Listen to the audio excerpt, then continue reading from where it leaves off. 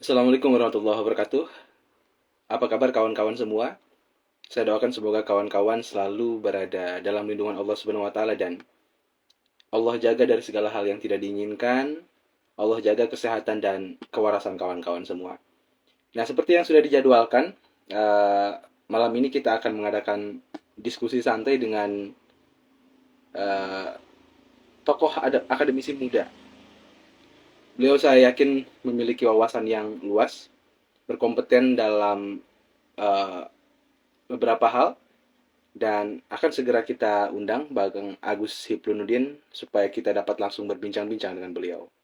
Jangan lupa dibakar rokoknya karena kan ini edisinya itu ngabako bareng. Ngabako bareng dengan tema kita yaitu pemulihan kewarasan pasca pemilu.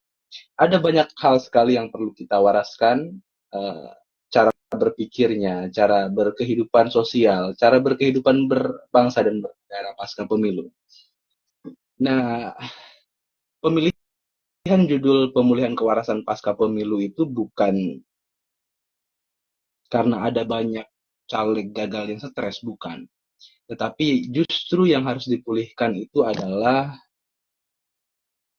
cara berpikir kita pasca pemilu itu harus seperti apa dan bagaimana. Mengingat suara kita sudah kita berikan kepada mereka yang kemarin berkontestasi dalam pemilu, tinggal bagaimana kita semua saat ini menghadapi kehidupan yang akan datang 5 tahun ke depan. Nah, halo, ini dia. sudah ya? Selamat malam. Bisa ya? Aman, Mbak. Oke, cuma mungkin kendalanya dari sinyal juga beberapa faktor ya. Suaranya jelas nggak ke situ? Sangat jelas sekali, Bang. Nah, senang Lukman ada layar kamera live Instagram malam hari ini. Terima kasih atas kesediaan Abang untuk bergabung dengan kita.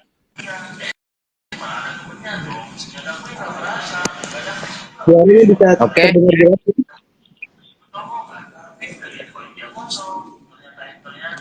Suara bisa terdengar jelas, Bang? Suara kadang-kadang jelas, kadang-kadang enggak. Oke. Tapi ke sana suara bagus enggak? Suara sangat jelas sekali, Bang. Ke sini sangat jelas sekali suaranya. Oh iya. Oke, kalau begitu lanjutkan. Ya, nah, kawan-kawan, izinkan saya menyapa kawan-kawan terlebih dahulu. Seperti yang sudah di-share sebelumnya, bahwa pada malam hari ini kita mengundang seorang tokoh akademisi muda. Beliau juga penulis beberapa bukunya, tapi ini belum saya terima bukunya nih, karena beliau jual mahal sekali bukunya. Nggak dikasih secara gratis. Nah, tema diskusi kita pemulihan kewarasan pasca pemilu, Bang. Tetapi tadi sudah disampaikan di awal bahwa yang dipulihkan itu bukan para caleg yang mohon maaf belum beruntung, bukan mereka yang mengalami stres atau depresi, tetapi cara berpikir kita sebagai warga negara yang akan dipimpin oleh pemimpin baru. Setelah kemarin memberikan hak suara kita kepada mereka yang berkontestasi, baik itu pileg, pilpres, nah akhirnya kita akan dipimpin oleh orang-orang baru, figur-figur yang baru yang belum kita tahu bagaimana cara mereka menjalankan kepemimpinan nanti 5 tahun ke depan. Nah, saya ingin minta pandangan bagaimana cara kita mempersiapkan diri untuk 5 tahun ke depan dengan pemimpin yang baru ini, dengan banyak kontroversi yang ada. Oke, baik. Bismillahirrahmanirrahim. Assalamualaikum warahmatullahi wabarakatuh. Waalaikumsalam. Terima kasih kepada Lumbung Ilmu ya yang sudah mengundang. Kemudian terima kasih kepada saudara kita, saudara Lukman ya. Juga selamat bergabung pada teman-teman entah itu dari masyarakat umum atau dari akademisi baik yang di STIA Banten ataupun di Setiabudi ya. Terima kasih atas partisipasinya. Saudara Lukman juga bukan mahasiswa Setiabudi sebetulnya. Coba beliau lagi sibuk di lagi sibuk di Panwascam begitu ya. Jadi kuliahnya agak nanti ditunggu lagi lah di Setiabudi biar kongkongnya bisa lebih mantap lagi. Oke, Siap, hal Bang. pertama yang hal pertama menyangkut kewarasan pasca pemilu ini. eh, Abang akan mengulas ini dari common sense-nya dulu ya. Ini kan ada permasalahan dalam common sense demokrasi kita. Ya. Common sense itu sederhananya bagaimana pandangan umum tentang konstelasi pemilihan wakil rakyat gitu ya pada umumnya. Nah ini menurut Abang common sense kita tentang demokrasi langsung ini perlu diperbaiki begitu ya. Karena salah satunya ada common sense dulu ya. Common sense secara sederhana kesepakatan umum gitu ya. Dan kesepakatan umum itu kesepakatan yang perlu dipertanyakan kembali kebenarannya, dan ketidakwarasan dalam berdemokrasi dimulai dari common sense ini yang agak keliru sebetulnya. Contoh misalnya begini, bagaimana money politik itu selalu menjadi jargon dalam setiap konstelasi demokrasi begitu ya.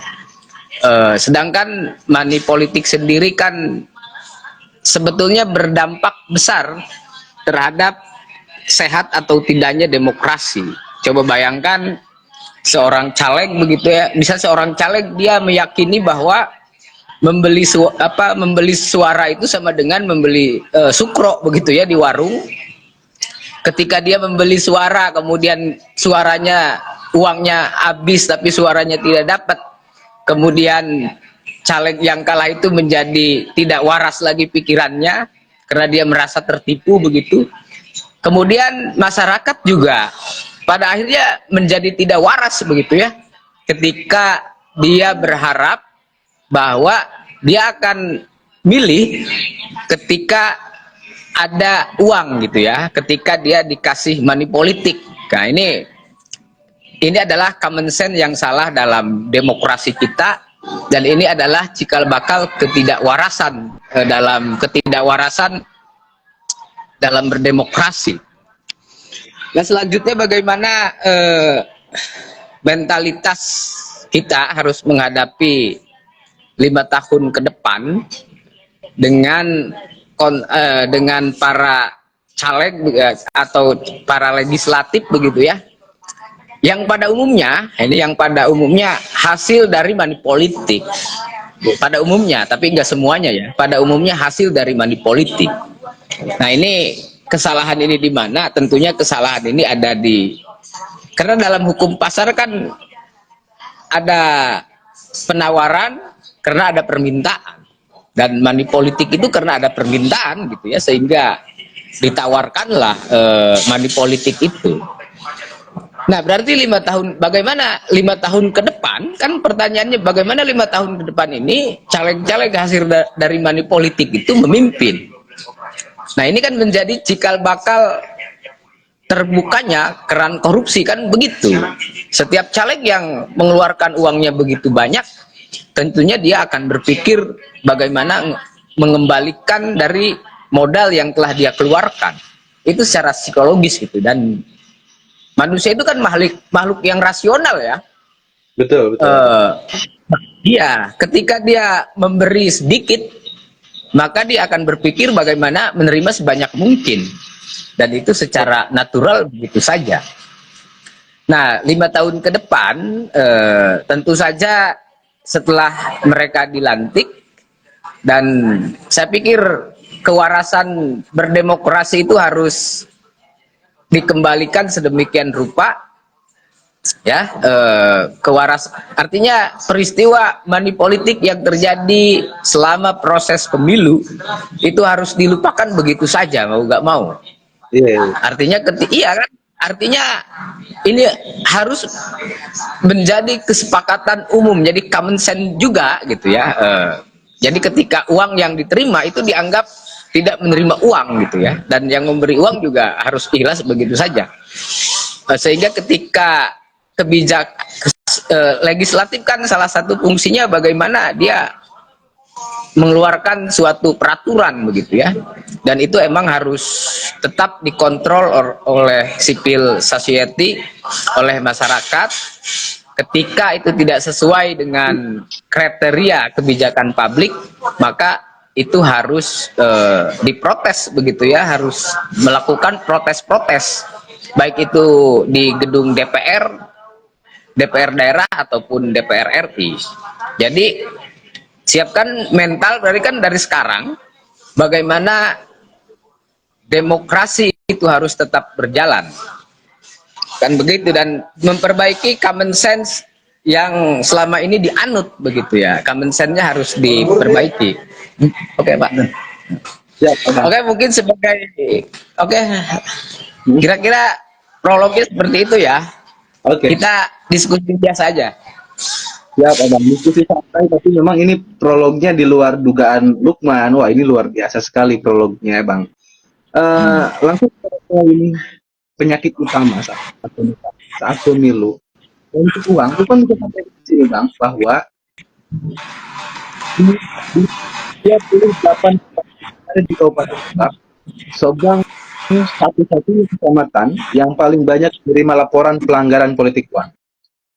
Jadi, kami coba komunikasi dengan masyarakat. Ya, menjadi fakta yang ada sekarang, kami tidak ada pilihan lain menerima uang yang diberikan oleh mereka itu karena kami tidak mengenal mereka, dan fakta yang seringkali terjadi setelah mereka dilantik, mereka melupakan kami. Itu sumber dari itu perspektif dari masyarakat. Yang kedua, dari caleg, bagaimana kemudian kami murni menjual gagasan, tetapi justru kebanyakan di antara mereka itu memilih untuk membeli suara masyarakat. Maka tidak ada opsi lain agar memenangkan kompetisi ini, kami menggunakan cara yang sama, politik uang juga. Nah, ini cara berpikir inilah yang kemudian rasanya politik uang ini sulit sekali, Bang, dihilangkan. Padahal betul yang Abang sampaikan di awal, di 5 tahun ini tinggal tunggu monster-monster koruptor ini muncul, imbas daripada money politik ini. Masih adakah harapan untuk kemudian politik uang ini hilang dari dunia politik ini, Bang, saat pemilu? Dan jika masih ada harapan, bagaimana cara untuk kemudian cara mengubah common sense ini? Ya, oke. Ini kan common sense itu kan bagaimana dia hidup di tengah masyarakat dan diterima begitu saja oleh masyarakat itu sendiri. Nah, bagaimana kan untuk merubah semua itu kan berarti masyarakatnya yang harus mulai kritis kan. Nah, bagaimana kritis itu dipunculkan? Nah, kritis ini dipunculkan salah satunya dengan cara melakukan diskursus tentang common sense demokrasi kan gitu. Misal common sense demokrasi kita salah satunya tadi jargonnya ya. Saya kata masyarakat, saya akan memilih si A apabila si A memberikan uang kepada saya. Itu common sense kan. Salah satunya. Terus common sense berikutnya, para caleg itu setelah mereka terpilih, maka mereka akan melupakan kami. Nah, itu juga common sense. Nah, orientasi berpikir itu kan harus diubah. Kan masalahnya kan seorang calon legislator itu dipilihkan bukan berdasarkan kamu kenal atau enggak, kan bukan itu. Substansinya kan bukan itu, tapi substansinya gagasan apa yang hendak dia tawarkan untuk kesejahteraan umum misalnya. Nah, kenali mereka dari sudut cara berpikirnya, bukan kenal mereka secara personal. Nah, contoh saya misalnya Lukman seorang calon legislator Lebak misalnya, maka yang harus saya lakukan bukan saya berpikir karena Lukman kenal saya maka saya coblos Lukman, kan bukan itu. Tapi kan yang harus saya pikirkan sebetulnya Lukman itu punya gagasan apa tentang kondisi masyarakat. Nah, itu kan harus bagaimana cara mengubah itu.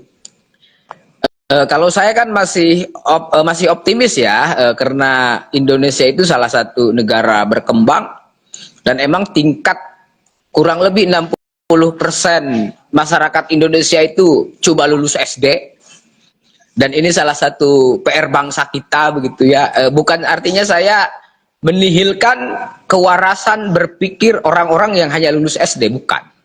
Tapi ini berbicara indeks pengetahuan kita. Nah, barangkali karena program-program negara juga kan udah mulai masuk di kampus-kampus, udah ada PIP segala macam, beasiswa-beasiswa, dan itu akan membantu meningkatkan nilai indeks pendidikan masyarakat Indonesia. Dan saya pikir barangkali 10 tahun ke depan akan berubah, karena kalau kita lihat kan pada 10 tahun terakhir ini mengalami dinamisasi politik kan ya. Contoh misalnya dinamisasi tentang bagaimana keluarga dinasti misalnya menguasai parlemen tertentu. Dan sekarang terbukti ada beberapa dinasti yang kemudian tidak lolos dalam konstelasi pileg. Nah, ini kan Betul. artinya ada pergerakan kecerdasan pola pikir masyarakat terhadap demokrasi. Artinya ada perubahan konstelasi. Dan saya pikir untuk 5 tahun ke depan mungkin perubahannya tidak terlalu signifikan. Barangkali 10 tahun ke depan kita udah berubah total paradigma berpikir dalam demokrasi, dan demokrasi bisa dilakukan dengan common sense yang lebih baik lagi, yang lebih etis lagi. Oke. Itu prediksi aja ya, prediksi 10 tahun ke depan lah. Dari sekarang kira-kira, artinya melalui 2 putaran pemilu lagi. Kira-kira begitu. Karena kalau saya kan amati secara kasar, misalnya diamati dari dinasti politik. Dinasti politik sekarang tidak bisa diandalkan lagi di pileg, dan itu terjadi di mana-mana. Kira-kira begitu. Siap, Bang. Kecuali Ya. emang dinasti itu terjun kepada masyarakat, kemudian dia memperkenalkan diri dan gagasannya, itu kan faktor lain. Kan begitu. Oke. Tapi ketika dinasti itu tidak turun ke lapangan, yang 10 tahun yang lalu walaupun begitu tetap dipilih oleh masyarakat, maka hari ini mereka hilang suara. Kira-kira begitu ya. Iya. Artinya ada pergeseran di sana. Betul, Abang. Nah, terkait pola pikir yang harus diubah di tengah-tengah masyarakat, ada satu statement yang Lukman ingat. Lukman, ini kayaknya dari abang kah atau teman diskusi? Ada statement seperti ini. Memiliki kebodohan dan cara berpikir seperti itu masih arah contoh. Program bansos itu agar supaya kemudian terbiasa menerima sesuatu untuk kemudian nanti ketika pemilu mereka dapat dibeli. Itu akan terbiasa setelah mereka dibiasakan dengan menerima bansos yang diberikan oleh pemerintah. Nah, ketika ketika masyarakat ini cara berpikirnya masih sama seperti beberapa tahun ke belakang, maka 10 tahun ke depan akan pesimis, Abang. Kalaupun misalkan Abang memprediksi bahwa 10 tahun mendatang akan ada perubahan yang signifikan, siapa yang mengambil peran paling utama untuk kemudian 10 tahun itu tercapai, kita mengalami perubahan yang signifikan? Nah, kalau itu kan nanti faktornya banyak ya. Tadi dilihat dari faktor pendidikan, kemudian kita belum lagi dilihat dari faktor kesejahteraan. Ini juga sangat berpengaruh ya. Bagaimana masyarakat yang prasejahtera gitu ya, masyarakat yang kurang sejahtera, mereka menukarkan suara dengan uang begitu. Karena salah satunya ya kita harus akui itu faktor ekonomi salah satunya. Contoh misalnya yang jadi tim sukses ya. Pertanyaannya kan yang menjadi tim sukses itu mereka bukan jadi tim sukses, tapi mereka mencari uang bensin. Ini kan kita harus jujur dari sisi itu. Di sini kan kita lihat bahwa tingkat kesejahteraan kesejahteraan masyarakat itu berkorelasi dengan demokrasi yang sehat, dan optimis untuk 10 tahun ke depan ekonomi kita juga meningkat, masyarakat tidak lagi butuh beras begitu ya, beras terbeli, dan akan ya bensin terbeli. Kemudian ketika melakukan partisipasi politik, entah itu aktif maupun pasif, itu berdasarkan ideologi tertentu.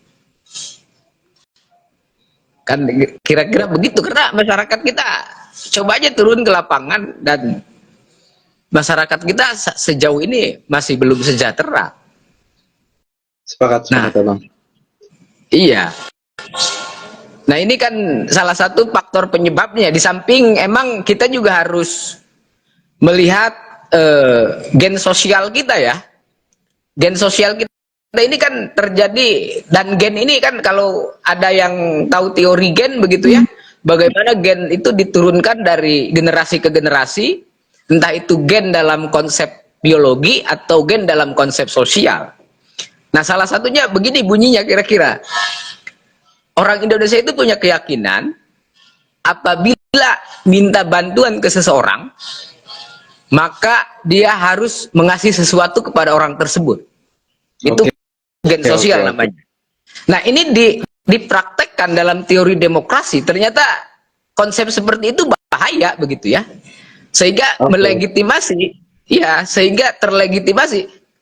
Misalnya abang caleg, maka dalam mental abang kan, kalau saya ingin dipilih oleh masyarakat, maka saya harus ngasih sesuatu kepada masyarakat dalam bentuk materi itu. Dan itu dari sejak nenek moyang itu diturunkan terus menerus begitu. Nah, itu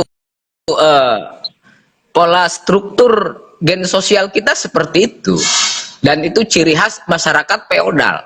Artinya emang gen sosial kita, masyarakat khususnya di Lebak misalnya, Lebak, Pandeglang itu masih feodal banget begitu ya. Orang datang ke kantor desa mau nolong KTP, bikin KTP, karena ngerasa bikin KTP itu ditolong, dia harus ngasih uang kepada yang bikin KTP itu, padahal nggak diminta. Nah, itu yang disebut dengan gen sosial. Dan itu ketika hidup di alam demokrasi, ternyata common sense semacam itu nggak sehat. Tapi itu berakar dari budaya leluhur. Nah, makanya harus ada kajian bagaimana budaya leluhur kita yang sesuai atau tidak sesuai dengan konsep demokrasi, kan begitu. Kira-kira seperti itu ya. Dan nanti akan sejalan dengan tingginya indeks pendidikan dan bagaimana meningkatnya daya beli masyarakat. Siap Abang. Selain gen sosial itu, apa aja yang mau Abang sampaikan? Kenapa? Selain faktor dari gen sosial itu, kalau nggak salah tadi ada gen lain yang mau Abang jelaskan? Atau hanya cukup gen sosial? Ya, itu. Ya, salah satu faktornya emang gen sosial itu. Dan gen sosial itu kan nggak salah. Nggak salah. Itu salah satu kearifan lokal. Yang kemudian dibawa, iya, kearifan lokal yang kemudian dibawa ke berbagai macam aspek kehidupan, dan ternyata tidak etis dari sisi-sisi tertentu, kan begitu. Kayak misalnya Lukman kan pernah ke abang begitu ya, kemudian Lukman bawa gula ke abang karena Lukman merasa bahwa abang misalnya memberikan sesuatu. Nah, itu kan gen sosial tuh, yang itu ketika diterapkan ke demokrasi ternyata bermasalah juga gitu. Ketika itu diterapkan di dinas, itu kan menjadi semacam sogokan-sogokan kan gitu. Oke, paham. Tapi tidak semua hal semacam itu buruk kan Bang ya? Kalau sebagai ucapan terima kasih dan budaya penghiburan kita kan disebutnya harus tahu terima kasih. Biasanya orang-orang tua kita di perkampungan mengajarkan harus tahu terima kasih lah. Kita nggak bisa ngasih apapun ya, minimal kita kasih hasil tani dan lain sebagainya. Biasanya seperti itu Bang. Kalau di Bang. Iya. Iya. Kalau Lukman kan udah bisa memetakan konsep ya. Ini kan permasalahannya banyak orang yang tidak bisa memetakan konsep. Pada akhirnya dia menyamaratakan sesuatu. Dan itu Oke. disepakati umum. Disepakati umum begitu. Abang misalnya mau naik jabatan, ngasih belut dulu gitu kan, dan seterusnya dan seterusnya. Ya kan ada semacam kesepakatan umum seperti itu. Iya, iya, Sehingga orang iya, iya. abang bisa naik jabatan dengan pemberian belut misalnya bukan karena kriteria kompetensi. Ini Oke. kan tidak, pada akhirnya profesionalisme diragukan di situ. Nah ini kan Betul, betul. emang PR ya, PR kita semua. Karena bagaimana caranya hal-hal itu bisa dikikis tanpa harus menghilangkan kearifan lokal kita. Oke. Tapi abang lihat ini adalah salah satu faktor kearifan lokal kita yang belum bisa dipisah-pisahkan dengan hal itu. Siap, siap, Abang. Bang, berbicara soal Lukman luka ucapan, kalau ingin merubah satu peradaban, maka ubah dulu cara berpikirnya kan. Eh, Nah, mungkin kalau misalkan kita menggunakan kutipan itu yang paling depan mengambil peran itu kan kaum intelektual, para akademisi kampus, agar cara berpikir sebar di masyarakat ini dikikis pelan-pelan. Tetapi yang kita perhatikan sekarang, banyak kaum intelektual kita yang justru menjadi bagian dari kecurangan itu dan dari kebobrokan itu. Bagaimana Bang menyikapi itu? Karena uh, lupa terserah ada berapa banyak kaum intelektual yang dicap pengkhianat. Contohnya? Banyak kaum akademisi kampus yang terlibat justru misalkan berapa dengan salah satu caleg yang justru mereka memberikan konsep, oke, gunakan politik ini, kok memang tidak ada opsi lain kalau ingin memenangkan pertarungan, maka gunakan hal semacam itu gitu. Dan bagi Lukman, intelektual seperti itulah yang menjadi pengkhianat, memberikan edukasi ke masyarakat.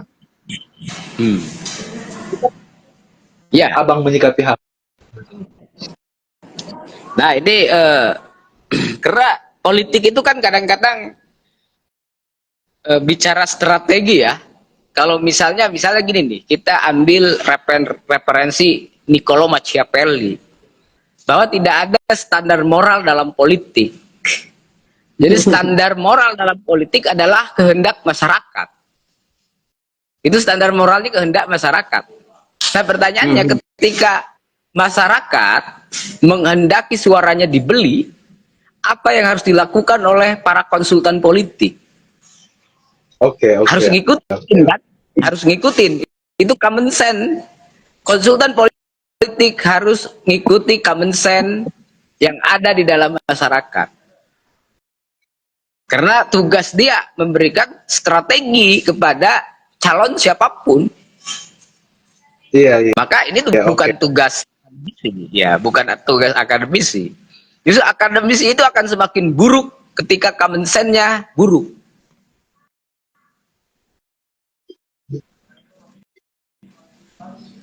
Lanjutkan dulu Bang. Iya.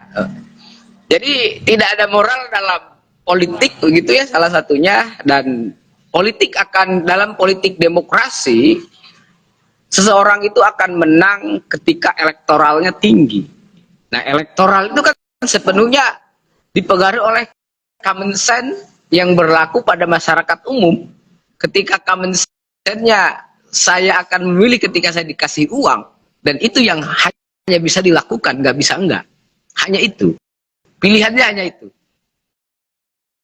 Dan pasti para konsultan politik juga itu yang disarankan kan, bagaimana berpikirnya kan bukan mengurangi money politik, bagaimana money politik ini tepat sasaran. Itu kan hal lain, itu bicara strategi kemenangan. Oke. Kira-kira begitu ya. Makanya kalau dicari akar masalahnya siapa? Yang warga negara. Akar masalahnya di warga negara, bukan di penguasa. Kita harus jujur tentang itu. Masalah penguasa ini sadar nggak akan penyakit yang sudah kronis ini? Kalau misalkan para penguasa ini sadar bahwa penyakit utamanya ada di warga negara, maka kan ada jalan yang bisa dilakukan oleh penguasa ini agar supaya, contoh misalkan masyarakat tidak ada opsi lain menerima uang karena lumayan untuk beli bensin, untuk beli beras misalkan. Kalau Betul. misalkan standar ekonomi sudah tinggi, kalau misalkan kemampuan di masyarakatnya sudah tinggi, ini kan menerima uang 30 kan nggak mungkin dong masyarakat menerima uang itu. Kalau misalkan para penguasanya sadar, mestinya kan dilakukan agar supaya tidak terjadi kembali uangnya di masyarakat. Tetapi kan justru yang terjadi saat ini seolah-olah memang sengaja dipelihara. Itu hanya kacamata liar Lukman saja, Pak. Oke. Nah, tapi kan kita juga harus mereview pola pikir kita. Kita harus mereview itu. Halo? Siap, Bang. Contoh begini, contohnya begini, di masyarakat desa itu ada PKH ya. PKH itu diperuntukkan bagi keluarga yang kurang begitu mampu. Tapi faktanya PKH itu bisa diterima oleh keluarga mampu bahkan punya mobil. Pertanyaannya kan bukan di sosial ekonomi tapi di mentalitas dong. Nah itu udah menjadi potret bagaimana buruknya mentalitas warga negara. Kita harus sadar itu begitu ya. Artinya warga negara juga mentalitas kita buruk gitu. Ya maka wajar menghasilkan pemimpin yang buruk. Itu kan pemimpin yang buruk itu dalam demokrasi cermin dari warga negara. Kan begitu ya. Contoh kecil tadi, PKH aja lah. Banyak orang mampu dapat PKH. Itu kan masalahnya di mental. Oke. Begitu. Iya. Nah ini juga harus introspeksi diri kan, artinya harus introspeksi diri. Dan semuanya bukan hanya penguasa, tapi warga negara pun harus demikian. Karena kalau menurut Abang sih, bagaimana demokrasi itu berjalan akan tergantung perkembangan common sense warga negara. Oke. Jika common sense warga negara baik, maka demokrasi juga akan baik. Oke, siap, Abang. Sejak prolog tadi soal common sense, lalu kemudian common enemy-nya itu apa sebetulnya? Musuh bersama yang kita hadapi itu apa dan bagaimana cara mengalahkan musuh bersama itu? Kalau misalkan ada penyakit common sense ini, musuh besarnya apa sebetulnya, Pak? Ya, musuh besarnya diri sendiri tentunya ya. Musuh besarnya diri sendiri. Bagaimana kritisme warga negara itu harus ditingkatkan, nalar logis itu harus dimiliki. Ini kan nalar logis ya, kalau bahasa Tan Malaka itu kritisme nalar logisnya harus ditingkatkan. Kita kan semacam logika mistika aja yang dipakai kan begitu ya. Tanpa melihat kebenaran, tanpa menggali kembali apa yang terkandung kebenaran di dalamnya.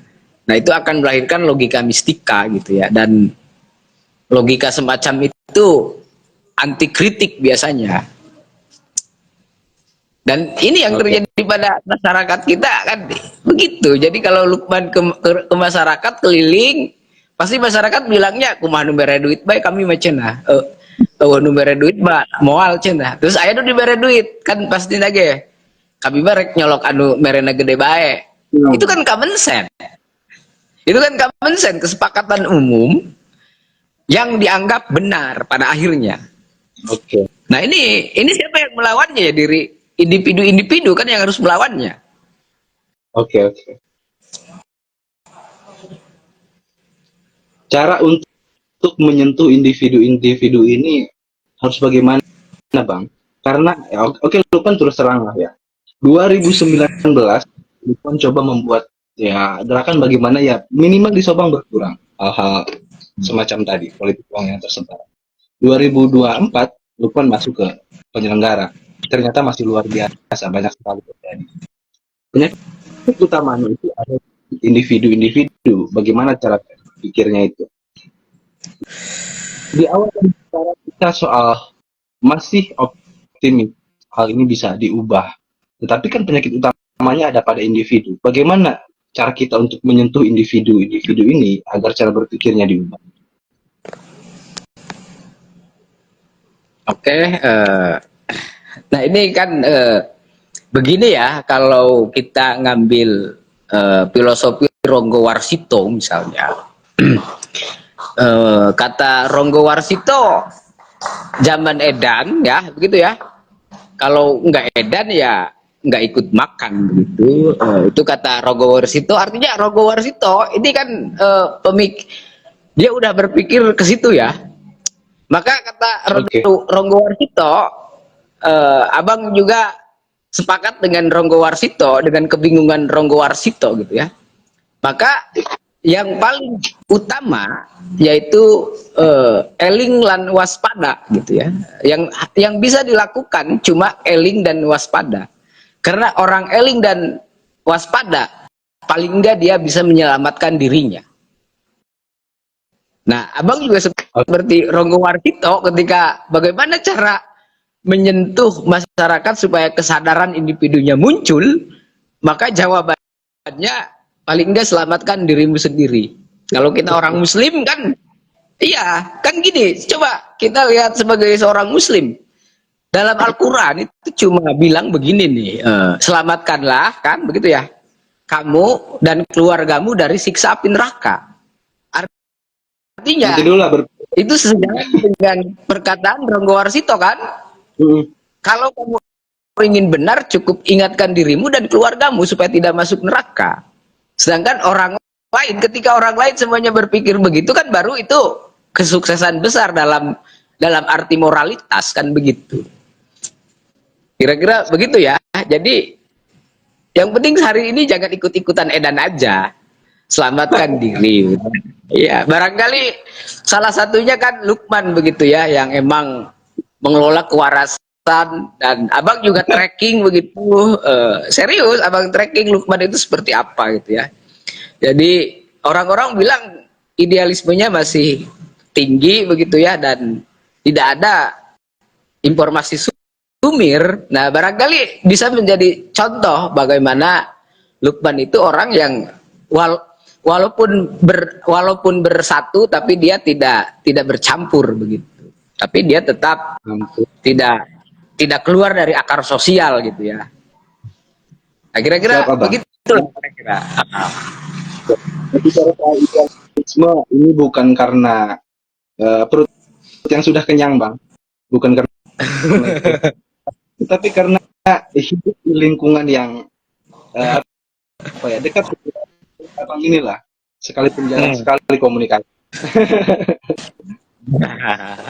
Ya itu perlu dirawat. Emang kan perlu. Itu kan maksud abang itu yang disebut dengan mentalitas. Artinya ketika orang walaupun perutnya sudah kenyang, pada akhirnya tidak dijamin dia melakukan hal yang sifat etis.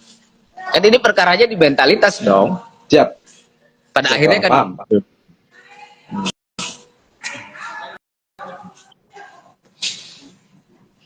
Oke, mungkin prolognya sudah cukup, tinggal ada beberapa hal. Kita sampai jam berapa nih? Siap. Biasanya 1 jam, Mbak. Ya, Hah? 1 jam. Tapi karena tadi ada sesi jawab dari teman-teman, kalau misalkan teman-teman yang menyaksikan live Instagram saat ini ada pertanyaan, silahkan tulis di kolom komentar supaya Bang Agus bisa menjawab. Gitu. Ini kan kalau kelihatan Lagi mendidik anak. Oke. Bang, sambil kita menunggu pertanyaan dari kawan-kawan yang menyaksikan live Instagram ini, Ya. pasca pemilu ini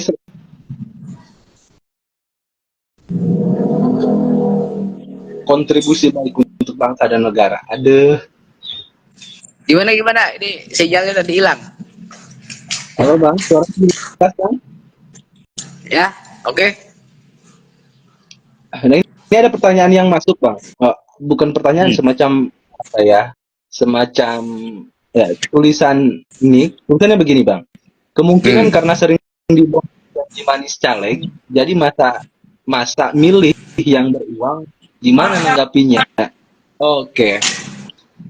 Ya, karena tadi mungkin Bang, mungkin yang tersebar di masyarakat ini, toh mereka jenuh dengan kebohongan-kebohongan mereka setelah dilantik itu, Bang. Gimana Abang menyikapi itu? Itu dari Iya, kawan-kawan. tadi kan udah dibilang ya, kita harus berani introspeksi diri. Eh, Pemimpin kita adalah cerminan warga negara.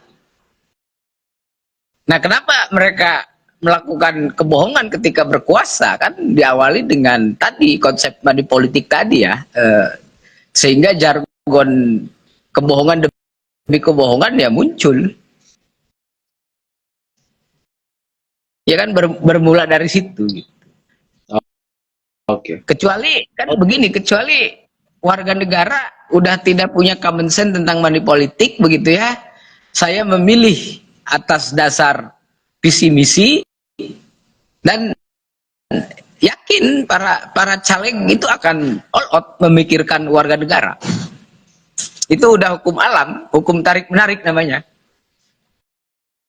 Sepakat, Bang. Berarti penguasa itu cerminan dari masyarakatnya, bukan sebaliknya, Bang ya? Masyarakat Bukan, bukan. bukan. Ya kita harus jujur akui, harus jujur mengakui bahwa mentalitas itu ada di masyarakat. Dan ketika pemimpin jadi ya seperti itu. Cuma kan mentalitas itu kan salah satu menurut Abang mentalitas yang tidak mau mengakui juga ketika dia sakit hati dengan pemimpinnya yang istilahnya tidak memikirkan dia gitu ya.